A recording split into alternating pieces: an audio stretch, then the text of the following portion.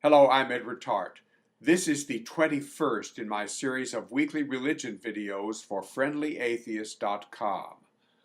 I invite you to join me as I revisit a video that I made 2 years ago.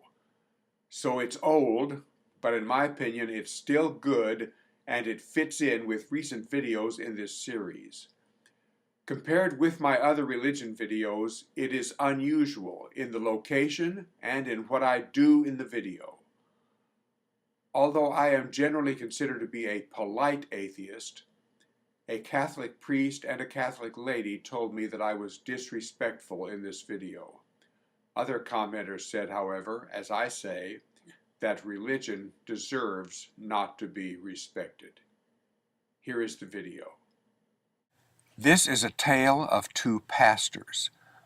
I was one of them. The other is the pastor of the local Catholic church, whom I will call Pastor X. I am in my car parked at the construction site of a big new Catholic church to replace the present one, mainly because, as Pastor X told the local newspaper, the present one does not have enough parking space. You can get perhaps a view of the construction of the new church looking out my car window.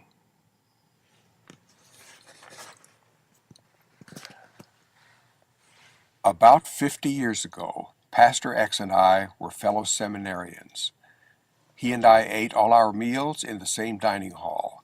We were taught the same Catholic doctrines by the same priests in the classroom. We both adhered to the same highly rigid daily routine, which had as its main purpose the control of our minds and bodies. After 6 years of this, I became a priest. I then served as an assistant pastor for 5 years. At one point in those 5 years, Pastor X became a priest and began his service as an assistant pastor. Within those 5 years, my conscience changed, and accordingly, I left the priesthood of my own free will and became a math teacher, which I still am 42 years later. Meanwhile, Pastor X remains a pastor to this day. He and I are both teachers. I teach math, which is truth founded on reason, evidence, and good use of our brains. Math is a foundation of science which advances our human species. Pastor X teaches Catholic religion, for which there is no credible evidence. It postulates a God whose existence lacks proof. It postulates the falsehood that the Bible is the Word of God, and the false premise that the Catholic God guarantees that everything the Catholic Church teaches is the truth. Under the leadership of his church's Pope, Pastor X must oppose gay rights. He must treat women as inferior to men. He must support false teaching about condoms and AIDS leading to millions of deaths in Africa. He must deny me the right to a dignified death of my own choosing as an alternative to prolonged excruciating pain. And he must support education that teaches that faith without reason and evidence is superior to science based on reason and evidence. So that is a summary of how I, as teacher, compare with Pastor X as teacher. As a math teacher, I tutor some kids whose families attend Pastor X's church. The parents of these kids pay me $21 an hour. They pay their church a lot of money to support their pastor, their church, and the construction of this big new church.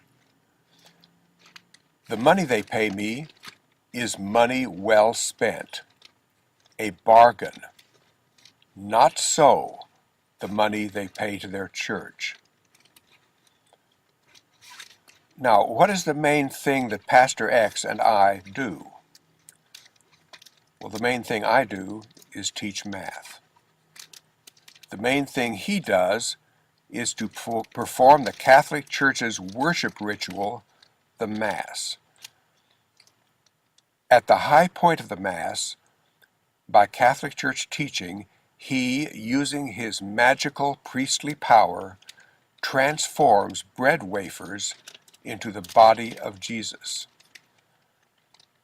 I am now going to give you a demonstration of this. You see, the Catholic Church says that I am actually still a priest with that same magic power. This morning I ate breakfast at McDonald's. I saved half a biscuit. And here it is. Now watch and listen carefully. Hoc est enim corpus meum.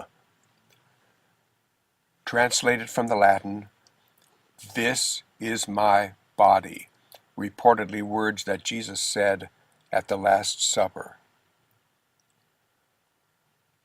According to Catholic teaching from our seminary years, the following assertions are true. This is no longer a McDonald's biscuit. It is now the body of Jesus. I eat a bit of it.